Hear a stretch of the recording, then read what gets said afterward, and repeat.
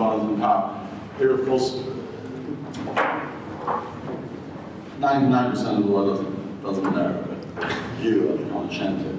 And I don't need to introduce him extensively, except to say that for 10 years next to Tony Blair, he was probably the second most powerful man in Britain after the Prime Minister, perhaps even more important than Prime Minister. And Jonthan has since been, has done a lot of things during his tenure at Number 10 and afterwards, and I'm going to leave it to him to tell us his story. And the idea of this forum is to make it as entertaining as possible, but also erudite and informative and instructive. And we are extremely grateful. I'm extremely grateful. I strong a lot of my friends to come, and as you know, they say yes, but then the business of pinning them down to come at a certain time and for their appearance is very difficult. But nonetheless, Jonthan has made it today, and I'm extremely grateful. And I want to invite you all to ask him questions, intelligent one, please, because he's very intelligent. I'm less intelligent, but intelligent enough to tell if your question is intelligent or not. If it isn't, you'll be exposed as a stupid person and asked over. John. David, thank you very much. Because David is such a great man, I have flown back from Geneva today on my way to Istanbul, especially to come and do this because of David's extra charge of £5 each. David's a very rare friend to hear my wife, who managed to nearly kill once in a car crash on the way up to Yorkshire. You've probably forgotten it, a Jensen Interceptor. I know, yes.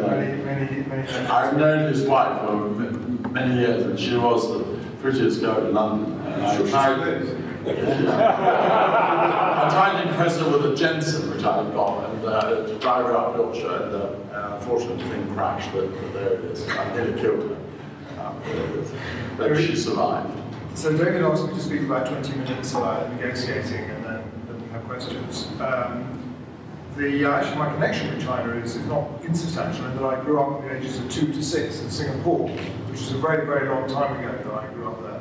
When so long ago that Lee Kuan Yew was the Red Menace at the time. He was a trade union leader. My parents took me out of the colony because this trade union leader was taking over and communism was imminent. We've come a long way since then in terms of the Lee Kuan Yew family and Singapore itself. In fact, supposedly my first words were Cantonese, because I brought up by Nama, but unfortunately I can't remember a single one. But I was going to talk about negotiating, because by complete chance I've spent my life negotiating. I joined the Foreign Office in 1979, Thatcher's first year in office, and as an economy drive we only had 1 day of training to be a diplomat. And the first thing they did was give us a copy of Harold Nicholson's book on diplomacy. Now, Harold Nicholson's book is a classic of British understatement. It was first published in 1939 and republished in 1949 with the opening line of the second edition saying, "A number of serious events have happened since this book was first published." So that was extremely helpful to us.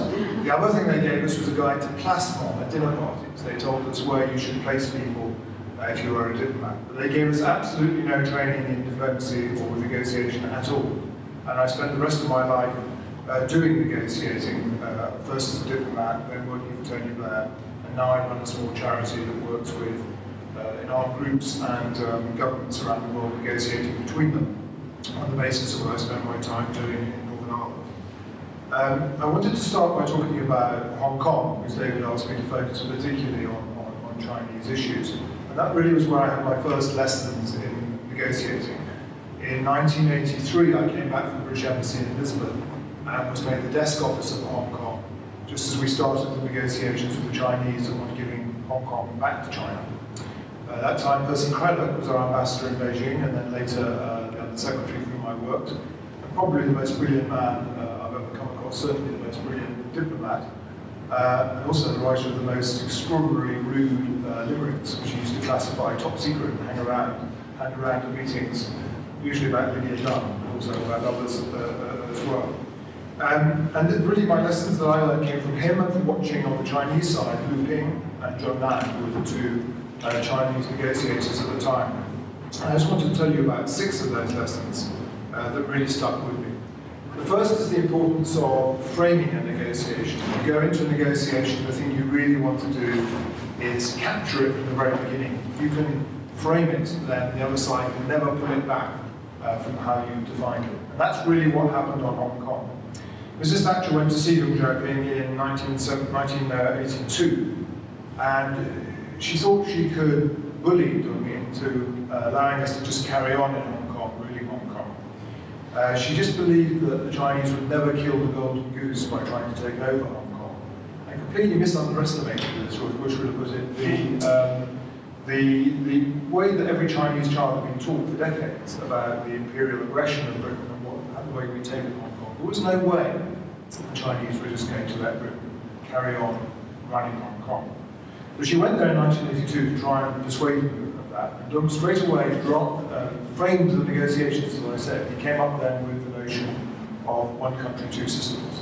And once he'd expanded on that notion in the 12 points that he put forward later, there was no way back for us. Once he framed the negotiation in that way, there was simply no way the British government was ever going to be able to change the shape and the outcome of those negotiations. And you see that again and again, and I'll mention another example of how people do that in such negotiations. The second lesson I learned quite rapidly was about deadlines. Because the second thing that Deng Xiaoping did in those negotiations was to set a deadline for when they should finish. He said that by September 1984, they had to be concluded. Once he'd said that, all Chinese officials simply had to implement that promise. They couldn't try and extend it a little bit, they couldn't try and go over that deadline. He had said that's what it would be, and that's what it would be. We, however, never agreed to that deadline. So the deadline actually worked against the Chinese side. We explained to them that the agreement would have to go to Parliament before it could be ratified, that we would have to take various procedural steps. And they kept saying, that's not our problem, it really isn't our problem. We said, well, the deadline is not our problem. If you want us to meet that deadline, you are going to have to meet these steps. And to be honest, it was that deadline working against them that allowed us to achieve those things that we did achieve in the negotiation. The detailed annexes to the agreement on Hong Kong, where all of the real substances were only negotiated in those last few months by David Wilson, who was at that time the Assistant Under Secretary working with us, who went out to negotiate those detailed annexes. If we hadn't had those very intensive negotiations for about 4 or 5 weeks, we would not have achieved almost anything that we achieved. Certainly we wouldn't have achieved a binding agreement, which is what we wanted, a legally binding agreement, which the Chinese government were completely opposed to. And we wouldn't have got that key sentence about a legislature constituted by election, which is the one that has caused a certain amount of controversy recently. That sentence was drafted in the last few days of the negotiation and only inserted into the text with great difficulty. The third lesson that I drew from those negotiations was, again, from Percy Craddock. Percy Craddock was a great bridge player, in the same way that Deng Xiaoping was a bridge player. And the way he approached these negotiations was to try finesses, to try and actually finesse the Chinese on certain issues. In the negotiations, the Chinese wanted to, or so rather Mrs. Thatcher wanted us to at first insist on sovereignty, to say we were going to continue having British sovereignty over Hong Kong, we would not surrender it. Pretty rapidly, the Chinese made clear that was completely out of the question. So Percy Craddock persuaded Mrs. Thatcher, well, let's go ahead and look at the possibility of maintaining British administration, even if we lose sovereignty. Now, we won't concede sovereignty, but we'll start negotiating on the basis, the conditional basis that we'll consider that if they offer us enough on British administration. Of course, the Chinese made it clear fairly rapidly after a couple of months that that was completely out of the question too. They were not going to allow British administration to continue in Hong Kong. So Percy Craddock persuaded Mrs. Thatcher to go for a further finesse, which was, we would say that we will look at what the Chinese meant by autonomy, but without giving up our claim on either sovereignty or on British government or British administration of the territory. Let's explore what autonomy means without giving up that original card. And it took a lot of persuading to get Mrs. Thatcher and indeed Exco to agree to that, but that was the basis that we went ahead with the negotiations. And that was really why we were able to succeed. The third lesson, the fourth lesson I take from it was what Percy used to call Percy Craddock's first law of diplomacy. Percy Craddock's first rule of diplomacy is the hardest negotiations are always on your own side. It's your own side who are really the difficult ones. And that was the case. In many ways, negotiating with the Chinese was relatively easy.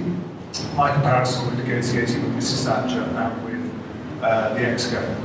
I used to watch this because my job was to sit in London, and we would get the telegrams in every morning from the negotiations in Beijing, lengthy reports on them. Then in the afternoon, we'd get a report in from Hong Kong giving their views, and by the evening, I had to get out a telegram with all of the instructions to the negotiating team for the next morning. By those instructions, I had to clear with ministers and make sure they all agreed. And in those days, you didn't have IT as we have now. We had to have the thing typed on a very complicated form. And if you got one letter wrong in a 20-page telegram, you had to do the whole thing again. So I spent a great deal of long evenings in the Foreign Office trying to get this right.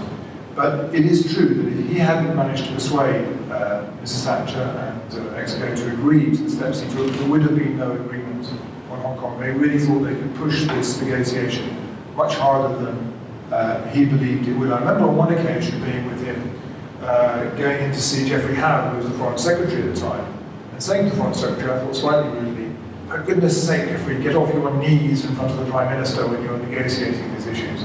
Geoffrey Howe was so scared of Mrs. Thatcher, he really was not prepared to stand up to her and push her on these negotiations in a way that Percy and indeed the other officials were prepared to do. Later in my life, I discovered Jerry Adams saying exactly the same thing as Percy Craddock. That for him, the hardest negotiations were what he called his own band, not with the British. It was actually persuading his side to come along with him. And you find that in every negotiation you go into.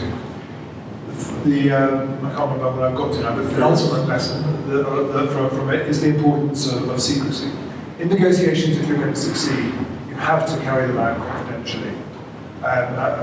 President Woodrow Wilson famously said of the negotiations to end the First World War that they should governments openly arrived at. When he turned up in Versailles with the American press, he discovered that Boy George and the French President Clemenceau were not prepared to negotiate in public. They knew they wouldn't succeed if they negotiated in public. So he carried on the negotiations in private, and the American press all threatened to go home, but didn't actually leave. Because you can't negotiate in public. If you do, no one will make any concessions. You have to be prepared to do it behind closed doors. And the negotiations with the Chinese took place behind closed doors in a villa in Beijing. And the Chinese insisted on taking every afternoon off because they said it was too hot to negotiate through the afternoon. So the negotiations would only take half a day. But they had to issue a communique. And the communique took a good deal of the negotiating time, because after every session, which was a number of days together, they would put out a communique about the talks. And the adjective that you use in that communique is crucially important. One particularly difficult stage of the negotiations, the Chinese absolutely refused to put the word constructive before discussions in their communique. So it was just going to say discussions. In fact, worse than that, they wanted to put in the word frank discussions. And everyone knows what frank discussions means. We managed to resist them on frank, but they insisted on taking out constructive. We put out the press release, the communique, with the word just discussions, and the Hang Seng index fell 5% that afternoon. So in a negotiation, you can carry it out in secret, but managing the press, managing the public on that negotiation is of crucial importance. And finally, what you get in negotiations, and we certainly got in the Hong Kong negotiations, is you usually get a last-minute surprise. You think you've got to the final stages of the negotiation, and you suddenly find that the other side springs something on you that looks like the whole thing is going to collapse. In the case of Hong Kong, we got right through to the last stage of negotiations. I think it was 2 or 3 days before signature, and Jonthan, the Chinese official, turned up with hundreds of what he called stylistic revisions, where he wanted to change the text, largely to remove the word shall, which was legally binding, and replace it with will, but also to undermine the text throughout. We had to be very tough in saying to him, if you insist on this, there will be no agreement. And he withdrew his stylistic changes, and we were left with an agreement that was maybe not stylistic, but was been extremely effective over the period since. A similar thing happened actually in the Oslo negotiations between the Palestinians, the PLO, and the Israelis, where Palestinians turned up with a completely different text 2 days before the end of negotiations, and the Israelis said, if you don't take that away and go back to the original text, the whole thing's off, and they did. It's something that happens again and again in negotiations. And those were the lessons that I drew from the Hong Kong negotiations. And then I went on to negotiate on German unification, the so-called 2+4 talks in the late 1980s. If you remember, the Berlin Wall came down rather suddenly with the crumbling of the former Soviet Union. We were faced with what to do about Germany. And everyone had forgotten what to do about Germany because the four powers had been there since the end of the war. All the papers on what the four powers were supposed to do had been shelved away, so they had to learn very rapidly what it was that we were supposed to do when unification happened. And we also remember that Mrs. Thatcher was very opposed to German unification happening. So was President Mitterrand, as it happens, as we now know, being able to look at some of the records that have been released since then about Mitterrand. But Mitterrand was very canny. He never revealed his opposition to German unification, and he extracted a price from Helmut Kohl for agreeing to German unification, which was EMU, European Monetary Union, that led on to the euro and many of the difficulties we have today. That's what Mitterrand insisted on getting in return for supporting a unification that he himself opposed. Mrs. Thatcher was rather less diplomatic in her opposition, partly because my brother, who worked for her as a private secretary on foreign affairs, arranged a meeting for her about the Germans, about German unification at Chequers. And those of you who are old enough to remember that he wrote a minute on it, which was fascinating and extremely funny, but not really designed for the public. It was leaked with rather devastating consequences for Mrs. Thatcher's relations with Kohl, full of her somewhat antediluvian views of the German views born of the Second World War of the Germans, and it very nearly undermined our relations with her. President Bush Senior, was much more sensible in those negotiations. He was very clear about supporting German unification. Again, it was the framing of the negotiation that really made the whole thing from the beginning. Chancellor Kohl was much quicker to see what was going to happen in German unification than any of the rest of us. He made a speech in which he set out 10 points about German unification that effectively amounted to a takeover of the old East Germany by West Germany within the West German constitution. He set it out, as I say, very rapidly in a speech with great fanfare. And again, by framing the negotiations, the Russians and the other side were simply unable to pull it back. Shevardnadze, a few months later, gave a 7-point speech trying to suggest that it should be done in a different way, but it was too late. Once you framed the negotiation in that way, again, actually as F.W. de Klerk did in South Africa with the ANC, he got out there first, set the framing of the negotiation, and there was no way back. The second thing about that negotiation that really sticks with me is the importance of controlling the pen in a negotiation. I was interviewed about 10 years ago now by a number of German academics who were writing a book on German unification. And they said to me, did I remember the first meeting that I'd been to in East Germany on that negotiation? And I said, yes, I remembered it very well. It was the first time I'd crossed the Iron Curtain and sat in East Germany. We'd gone to Den Linden, and I remember I had a green beer, and I remember a caterpillar had dropped in it. And they said, yes, yes, very interesting, but we want to know about the paper you tabled that day on constitutional change. And I'm afraid I couldn't remember anything about constitutional change, simply about the green caterpillar and the green beer and to Den Linden. But what was true was that in that negotiation, well, we were not central players, Britain at all. It was about America, it was about the Soviet Union, it was about the two Germanys. What we did manage to do was control the pen. Because the negotiations were conducted in English, and we had, as it was our language, we were able to capture the authorship of the agreement. I was also helped by the fact that I was the only person who had a laptop computer. It was the early days of laptop computers. As I was the only one who had one, I could keep it on the table as we were negotiating and move the text along as we went along. And I remember in Moscow, in that final negotiating session, having everyone gather around me and try and change the words as I was trying to type and conclude the final agreement. So technology can help too. And that control actually really led to a disaster that still has ramifications today with what's happening in Ukraine. Because on that last day, John Weston, who was the political director at the time, a senior official, had wanted to insert into the text the protection of the right of NATO to expand to the east, to expand to East Germany, but also by implication to expand to other Warsaw Pact territories. And he tried to insert it into the text. And Hans-Dietrich Genscher, the German foreign minister, went absolutely ballistic and immediately marched off to find Jim Baker, the US Secretary of State, to tell him this must not happen. Jim Baker, unfortunately, had suffered a lot from jet lag and had taken a sleeping pill and gone to bed in his hotel. But this did not deter Genscher, who marched to Baker and insisted on officials getting Comitatus Jim Baker out of his bed, shaking him, and making sure that he agreed that this phrase must be taken out, which we did take out, which is why the Russians tried to claim that we promised that we would never expand into NATO, into the East, and led to many of the misunderstandings now about Ukraine and expansion towards the East. The other thing that really struck me about that negotiation was the way in which weakness can be a strength. What the Soviet Union under Gorbachev tried to do in that negotiation was to say to us, we can't, if you press us too hard on these things, we know we can't stand up to you. If you press us too hard, Gorbachev will lose his position. There are hard lines on the Politburo who will take him out. You have to make concessions if Gorbachev is going to survive. And that argument worked very well with George Bush, and that's actually why we ended up with the formation of a 2+4 negotiation. Originally, it was going to be a 4+2 with the Germans sitting at a, what they call a cat's table, a children's table, and there'd be the 4 powers talking.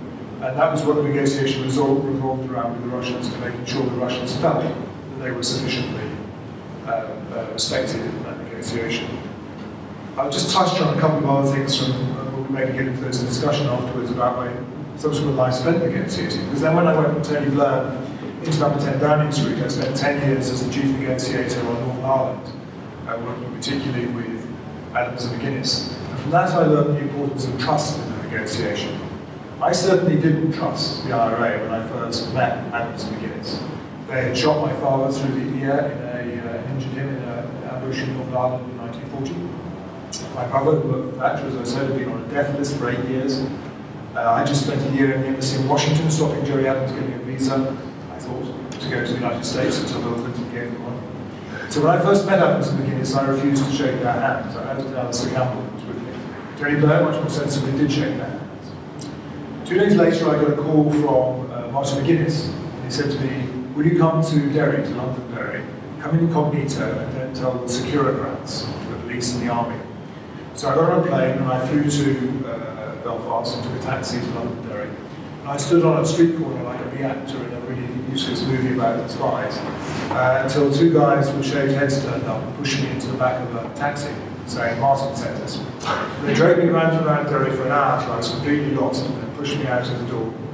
And I knocked on the door of this little modern house in the Mitchell estate, and Martin McGuinness answered the door in crutches and made a very unfunny joke about kneecapping, which was in those days called the way they punished their victims. If you remember, they used to drill holes in their elbows, their knees, and their ankles. I spent 3 hours sitting in that house with Martin McGuinness, and we didn't make any breakthroughs at all. But I did realise that if you go onto their turf, you don't insist they come to Downing Street, you don't insist they come to Stormont Castle. If you'll take a share, you can make progress. And over the next 10 years, almost once a week I would cross the Irish Sea to where I was trying to be chief of staff at number 10, to meet Adams and McGuinness in safe houses in Dublin, in Belfast, in Derry, elsewhere, and see if we could actually make progress. And that trust is something I've now tried to use elsewhere in the world. I'm going to wrap up fairly quickly, but let me just say one thing about this. It's not always the right moment to negotiate. In my view, it's always right to be prepared to talk to terrorists. It's always right to try and open up a secret channel to communicate with terrorists, as we did with the IRA from 1972 onwards. It's not always the right moment to go into negotiation. If you look back at Northern Ireland, and I've written a book about this, if you look back at other negotiations with armed groups over the last 22 years or so, it is really always 2 things that have to be in place if you're going to succeed in a negotiation. The first is you need to have in place a mutually hurting stalemate, as the academics call it. That's not a stalemate. I went to Libya as the Prime Minister's envoy last year, and I thought already a stalemate would be able to sort it out.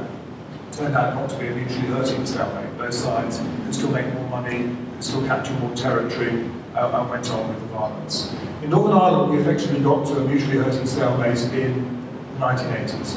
By the end of the 1970s, the British Army realised that they could contain the IRA forever. They could never, the IRA were never going to defeat us, but we would never wipe them out. In the mid-1980s, I think, Jerry Adams and Martin McGuinness, who joined the Republican movement very young, realised in the mid-1980s, when they were well past fighting age, they were now seeing their nephews, nieces, cousins, sons and daughters getting arrested, getting killed. And they could see that they weren't going to be defeated, but this struggle would go on forever, and they would not be able to keep the Brits out by violence. At that stage, they started reaching out to first the John Hume, who very bravely met them and talked to them, then to the Irish government and finally to the British government. And that's what led on to the negotiations. So that mutually hurting stalemate, again, you see that in virtually every negotiation you come across.